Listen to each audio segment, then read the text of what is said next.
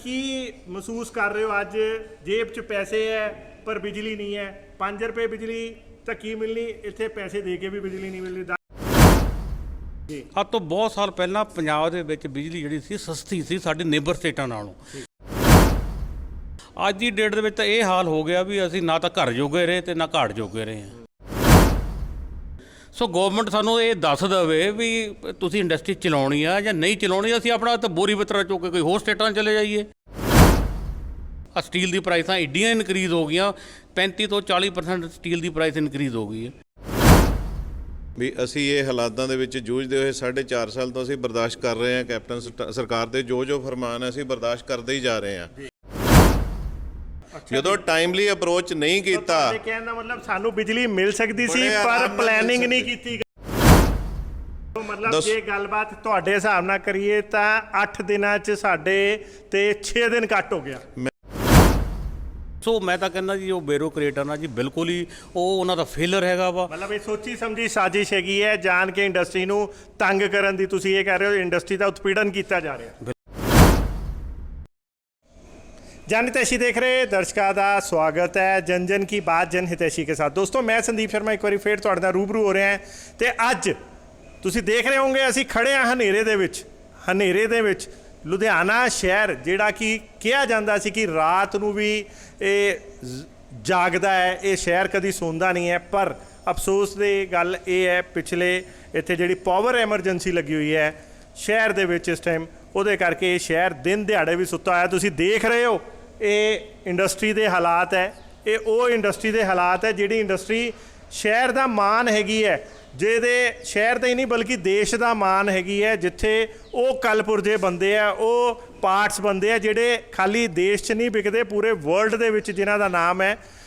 पर क्योंकि इत्थे पावर एमरजेंसी लग चुकी है अपने स्टेट दे विच पंजाब दे विच ते अज लुधियाना दे विच दूसरी बार हफ्ते च दूसरी वारी जिहड़ा कट शुरू हो चुका है ऑलरेडी। और ये सारा मामला एक पासे जिथे पंजाब नूं पिछले 4.5 साल पंजाबी इंडस्ट्री जिहड़ी 5 रुपए बिजली दे सपने देखती रही, अज हालात इदां दे हो गए 5 रुपए बिजली तां की मिलनी, बिजली नहीं पैसे दे के भी बिजली नहीं मिल रही। सो सारे मामले च असीं पहुँचे हैं अज सनअतकारां नाल गल करन लई ते गलबात करते हैं UCPMA के एक्स प्रेजिडेंट विश्वकर्मा जी नाल ते फास्टनर एसोसीएशन के जिहड़े जनरल सैकटरी साहब हैगे कुलदीप सिंह जी, उन्हां नाल भी गलबात करांगे। सो गलबात करते हैं। सत श्री अकाल सर। सत श्री अकाल जी। सर की महसूस कर रहे हो अज जेब च पैसे है पर बिजली नहीं है, 5 रुपए बिजली तो की मिलनी इत्थे पैसे दे के भी बिजली नहीं मिल रही, 10 रुपए च भी नहीं मिल रही। देखो तुसीं हालत देख ही रहे हो की हालत है साडी ना जी। मतलब कैप्टन गवर्नमेंट ने साढ़े नाल 4.5 साल पहला जो प्रॉमिस किया सी सानू बुला के सारिਆਂ ਨੂੰ जी भी तुहानू जिहड़ी बिजली ना जी लो जी 5 रुपए असीं तुहानू बिजली देवांगे। असीं सारिਆਂ ने जी ज्यों मतलब इकट्ठे हो के वोटां कैप्टन साहब नूं पाईआं और जिताया, ठीक है। अज सानू ये साडी हालत ये हो गई, सानू लगदा भी सानू ठग्गिया महसूस हो रहा वा। साडे नाल वादा खिलाफी की कैप्टन साहब ने, सानू 5 रुपए की बिजली दी प्रॉमिस करके सानू अज इत्थे जिहड़ी बिजली पैंदी है एक्चुअल वो सानू 11 11.5 रुपए के आस पास पैंदी है। और घुमा फिरा के कहते 5 रुपए आ विच कमा लैंदे आ, विच कोई टैक्स पाता कुछ पाता, सानू 11.5 रुपए बिजली पैंदी है जिहड़ी कि अब तो बहुत साल पहला पंजाब दे विच बिजली जिहड़ी सी सस्ती सी साडे नेबर स्टेटां नालों। अगर हिमाचल देखो, हरियाणा देखो या दिल्ली देखो, उत्थे अज भी साडे नालों सस्ती बिजली है। उल्टा की आ ये साडी एक बॉर्डर स्टेट साडी स्टेट हैगी आ, असीं स्टील सारा बाहरों लैंदे आ, लेबर साडी सारी बाहरों आउंदी है, एक बिजली साडी माड़ी मोटी सस्ती सी भी चलो जिस करके सानू पड़ता आ जांदा सीगा। अज दी डेट दे विच तां इह हाल हो गया भी असीं ना तां घर जोगे रहे ते ना घाट जोगे रहे हैं। सानू समझ नहीं लगदा भी असीं करिए ते करिए की ना करिए जी। इन्नी प्राइस जी हाइक कर दी है इन्होंने साढ़े पावर की, तो सानू पड़ता ही नहीं आता। और दूसरा अनशेड्यूल कट, ठीक है जी, आ 3 दिन देख लो बिजली साड़ी बंद है जी। और वो भी की करती है जी गवर्नमेंट हैगी आ, जद कि प्लैनिंग कमीशन इन्हों के अपने हैगी आ और बड़े बड़े अधिकारी इन्हों को बैठे आ, सारा इन्हों को सिस्टम हैगा वा। ये करते की है जब इन्हों पता भी पैडी सीजन चल रहा वा या प्रॉब्लम आने वाली है, इन्नी गर्मी पै रही है भी कोई ना कोई असीं अरेंजमेंट करिए, जद कि सानू कहते सरप्लस आ पंजाब दे विच बिजली की। ये सरप्लस कित्थों की बिजली हैगी है जी, ठीक है। जब इन्हों की कोई प्लैनिंग ही नहीं है, ਹੁਣ ਸਾਨੂੰ ਅਸੀਂ ਸਵੇਰੇ 8 ਵਜੇ ਫੈਕਟਰੀ ਚਲਾਉਂਦੇ ਆ, ਅਸੀਂ 2:30 ਵਜੇ ਸਾਨੂੰ ਇੱਕ ਪ੍ਰਮਾਨ ਆ ਜਾਂਦਾ ਜੀ, ਲਓ ਜੀ ਤੁਹਾਡੀ 2:30 ਵਜੇ ਤੋਂ ਬਾਅਦ ਤੁਸੀਂ ਫੈਕਟਰੀ ਨਹੀਂ ਚਲਾਉਣੀ 3 ਦਿਨ ਲਈ। ਉਹ ਦੱਸੋ ਜੀ ਅਸੀਂ ਕਿੱਦਾਂ ਕੰਮ ਕਰੀਏ? ਅਸੀਂ ਲੇਬਰ ਨੂੰ ਕੀ ਸਮਝਾਈਏ ਵੀ ਭਾਈ ਆ ਗਵਰਨਮੈਂਟ ਦਾ ਨੋਟਿਸ ਆ ਗਿਆ ਵਾ ਵੀ ਹੁਣ ਤੁਸੀਂ 3 ਦਿਨ ਲਈ ਜਾਓ। ਪੰਜਾਬ 'ਚ ਅੱਗੇ ਲੇਬਰ ਦੀ ਸ਼ਾਰਟੇਜ ਆ, ਮਸਾਂ ਅਸੀਂ ਲੇਬਰ ਨੂੰ ਰੋਕ ਕੇ ਰੱਖਦੇ ਹਾਂ, ਯਾਰ ਕੋਈ ਨਾ ਤੁਹਾਨੂੰ ਕੰਮ ਦੇਵਾਂਗੇ। ਫਿਰ ਜੇ ਅਸੀਂ ਚਲਾਉਂਦੇ ਆ ਜਨਰੇਟਰ ਦੇ ਬਿਜਲੀ ਚਲਾਉਂਦੇ ਹੈਗੇ ਤਾਂ ਸਾਨੂੰ ਜਨਰੇਟਰ ਦੀ ਬਿਜਲੀ 25 ਤੋਂ 30 ਰੁਪਏ ਯੂਨਿਟ ਪੈਂਦੀ ਹੈ, ਜਿਹੜੇ ਕਿ ਪੜਤਾ ਹੀ ਨਹੀਂ। 90-92 ਰੁਪਏ ਤਾਂ ਡੀਜ਼ਲ ਹੋ ਗਏ ਆ। ਸੋ ਗਵਰਨਮੈਂਟ ਸਾਨੂੰ ਇਹ ਦੱਸ ਦੇਵੇ ਵੀ ਤੁਸੀਂ ਇੰਡਸਟਰੀ ਚਲਾਉਣੀ ਆ ਜਾਂ ਨਹੀਂ ਚਲਾਉਣੀ। ਅਸੀਂ ਆਪਣਾ ਤਾਂ ਬੋਰੀ ਬਿਤਰਾ ਚੁੱਕ ਕੇ ਕੋਈ ਹੋਰ ਸਟੇਟਾਂ ਚਲੇ ਜਾਈਏ। ਸਾਡੇ ਬੱਚੇ ਤਾਂ ਅੱਗੇ ਦੁਖੀ ਆ, ਬੱਚੇ ਤਾਂ ਕਹਿੰਦੇ ਜੀ ਅਸੀਂ ਸਾਰੇ ਕੋਈ ਕੈਨੇਡਾ ਭੇਜਣ ਨੂੰ ਫਿਰਦਾ, ਕੋਈ ਸਾਡਾ ਅਮਰੀਕਾ ਭੇਜਣ ਨੂੰ ਜਾਂਦਾ ਵਾ। ਠੀਕ ਹੈ, ਅਸੀਂ ਵੀ ਬੱਚਿਆਂ ਦੇ ਨਾਲ ਉੱਥੇ ਅਮਰੀਕਾ ਕੈਨੇਡਾ ਚਲੇ ਜਾਈਏ, ਸਾਨੂੰ ਮਾੜਾ ਲੱਗਦਾ ਵਾ। ਇੱਥੇ ਨਾ ਕੰਮ ਕਰ ਪਾਉਂਦੇ ਆ, ਔਰ ਦੂਸਰਾ ਨਾ ਸਾਨੂੰ ਬਾਹਰੋਂ ਪੇਮੈਂਟਾਂ ਆ ਰਹੀਆਂ ਵਾ। ਆ ਸਟੀਲ ਦੀ ਪ੍ਰਾਈਸਾਂ ਐਡੀਆਂ ਇਨਕਰੀਜ਼ ਹੋ ਗਈਆਂ, 35 ਤੋਂ 40% ਸਟੀਲ ਦੀ ਪ੍ਰਾਈਸ ਇਨਕਰੀਜ਼ ਹੋ ਗਈ ਹੈ। ਠੀਕ ਹੈ ਜੀ, ਉਹ ਸਟੀਲ ਦੀ ਪ੍ਰਾਈਸ ਨੇ ਸਾਨੂੰ ਪਹਿਲਾਂ ਹੀ ਮਾਰ ਪਾ ਰਹੀ ਹੈ, ਹੁਣ ਬਿਜਲੀ ਦੀ ਮਾਰ ਪਾ ਰਹੀ ਹੈ।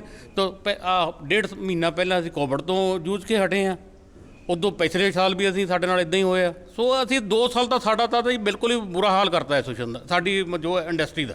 ਗੱਲਬਾਤ ਕਰਦੇ ਹਾਂ ਕੁਲਦੀਪ ਸਿੰਘ ਜੀ ਨਾਲ, ਜਿਹੜੇ ਫਾਸਟਨਰ ਐਸੋਸੀਏਸ਼ਨ ਦੇ ਜਨਰਲ ਸੈਕਟਰੀ ਹੈ। ਕੁਲਦੀਪ ਸਿੰਘ ਜੀ, ਕੀ ਕਹਿਣਾ ਚਾਹੋਗੇ? ਹਾਲਾਤ ਜ਼ਮੀਨੀ ਲੈਵਲ ਤੇ ਕੀ ਹੋ ਚੁੱਕੇ? ਸਰਕਾਰਾਂ ਪਹਿਲਾਂ ਇੱਕ ਪਾਸੇ ਤਾਂ ਕਹਿ ਰਹੀਆਂ ਸੀ ਕਿ ਲੇਬਰ ਨੂੰ ਉਹ ਕਰੋ, ਰੋਜ਼ਗਾਰ ਦਿਓ। ਅੱਜ ਦੇ ਟਾਈਮ 'ਚ ਜਦੋਂ ਮੇਰੇ ਖਿਆਲ 10 ਦਿਨਾਂ 'ਚ ਕਿੰਨਵੀਂ ਵਾਰੀ ਕੱਟ ਹੈਗਾ ਤੇ ਕਿੰਨੇ ਦਿਨ ਦਾ ਕੱਟ ਹੈ, ਕੁਝ ਦੱਸੋਗੇ?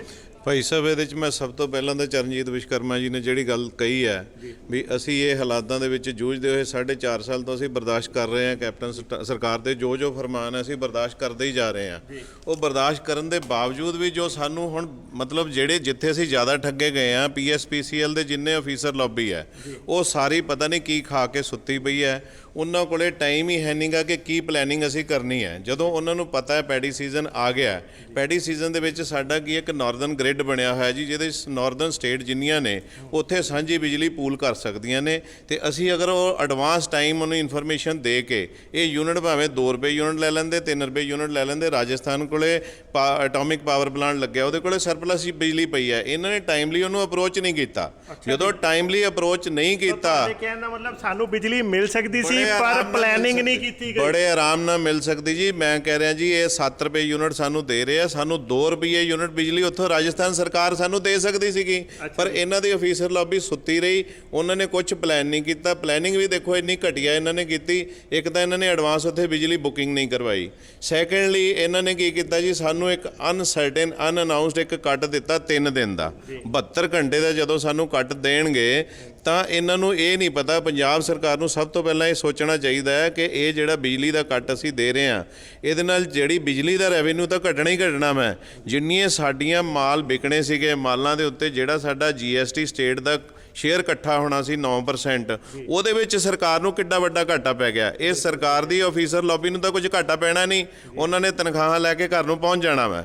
ਪਰ ਜੋ ਪ੍ਰੋਬਲਮ ਜਿਹੜੀ ਸਰਕਾਰ ਦੇ ਖਾਤੇ ਜਾਣੀ ਹੈ, ਜਿੰਨਾ ਸਰਕਾਰ ਦਾ ਰੈਵਨਿਊ ਲਾਸ ਹੋਣਾ ਵਾ, ਉਹ ਅਲੱਗ ਹੋ ਗਿਆ। ਇੰਡਸਟਰੀਅਲਿਸਟ ਅਲੱਗ ਮਰ ਗਿਆ ਵਾ। 3 ਦਿਨ ਦਾ ਕੱਟ ਦੇਣ ਤੋਂ ਬਾਅਦ ਸਾਨੂੰ ਪਹਿਲਾਂ ਇਹਨਾਂ ਨੇ ਨੋਟੀਫਿਕੇਸ਼ਨ ਦਿੱਤਾ 3 ਦਿਨ ਦਾ ਵੀਕਲੀ ਕੱਟ ਹੈ ਜੀ।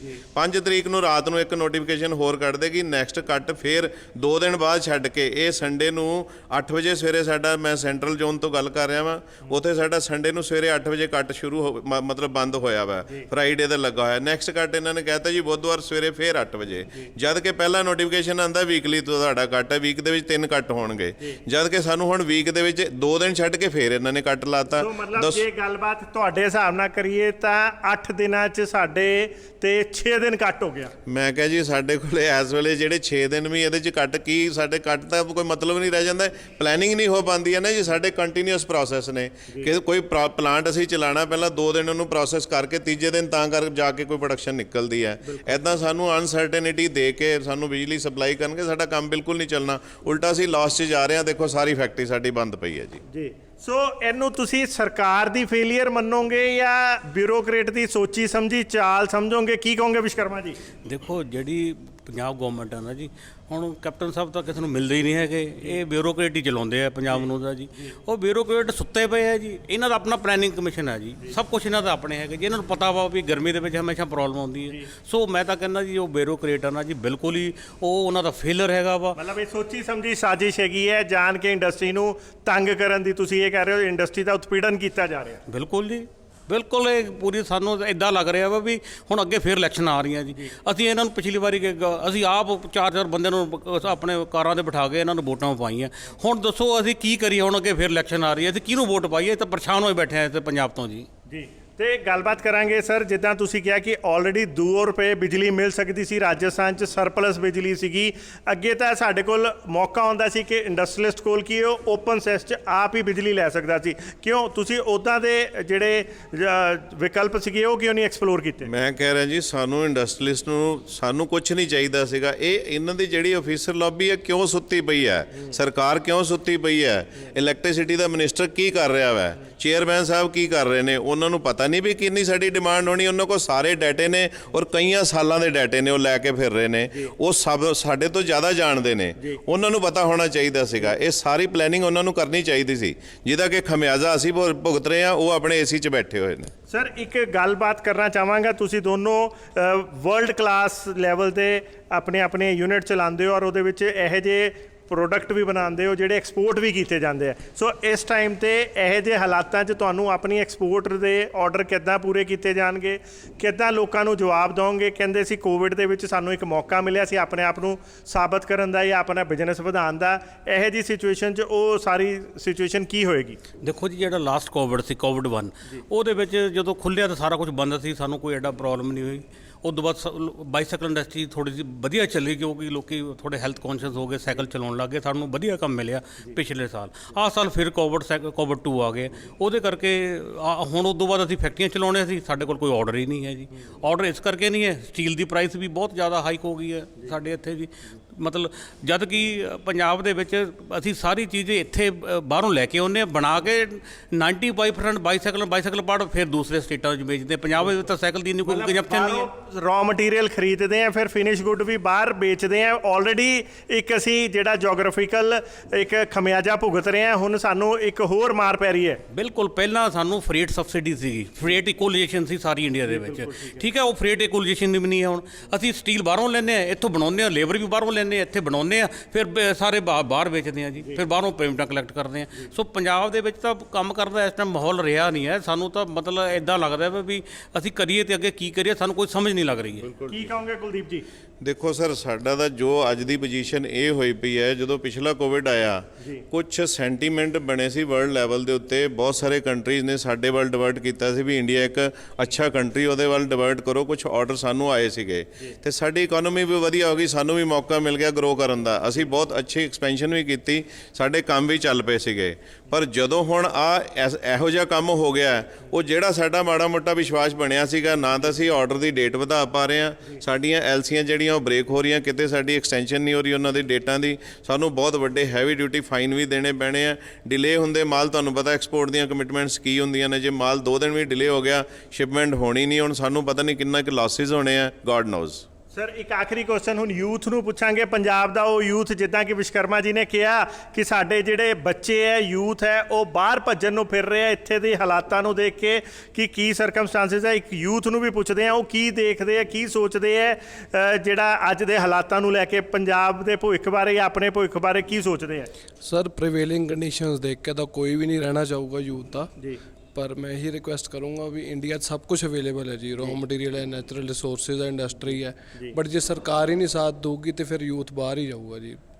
ਸੋ ਤੁਸੀਂ ਇਸ ਟਾਈਮ ਤੇ ਕਿੱਦਾਂ ਦਾ ਮਾਹੌਲ ਹੈ? ਤੁਸੀਂ ਯੂਥ ਹੋ, ਇੱਕ ਯੂਥ ਦਾ ਮਨ ਕਰ ਰਿਹਾ ਹੁੰਦਾ ਕਿ ਜਦੋਂ ਬਿਜ਼ਨਸ 'ਚ ਆਇਆ ਉਹ ਦੁਨੀਆ ਬਦਲ ਦਊਗਾ, ਚੀਜ਼ਾਂ ਕਰੂਗਾ, ਆਪਣੇ ਪੇਰੈਂਟਸ ਨੂੰ ਦਿਖਾਊਗਾ, ਔਰ ਦੂਜੇ ਪਾਸੇ ਸਭ ਕੁਝ ਸਮਰਥਤਾ ਹੈਗੀ, ਜੇਬ 'ਚ ਪੈਸੇ ਹੈ, ਪਰ ਅੱਜ ਤੁਸੀਂ ਸਮਾਨ ਹੀ ਨਹੀਂ ਖਰੀਦ ਪਾ ਰਹੇ। ਹਾਂਜੀ, ਬਿਲਕੁਲ ਸਹੀ ਗੱਲ ਹੈ ਜੀ। ਮਨ ਤਾਂ ਹਰੇਕ ਕਿਸੇ ਦਾ ਅੱਗੇ ਵਧਣ ਨੂੰ ਕਰਦਾ ਹੈ, ਬਟ ਜੋ ਸਰਕਾਰ ਦੀਆਂ ਕੰਡੀਸ਼ਨਸ ਹੈ ਉਹਦੇ ਨਾਲ ਇੱਕ ਰੋਕ ਲੱਗ ਜਾਂਦੀ ਹੈ ਜੀ ਵਧਣ ਤੇ ਕੰਮ ਕਰਨ ਦਾ। ਫਿਰ ਬੰਦਾ ਕਹਿੰਦਾ ਮਿਹਨਤ ਇੱਥੇ ਵੀ ਕਰਨੀ ਹੈ ਤੇ why not we should go for abroad.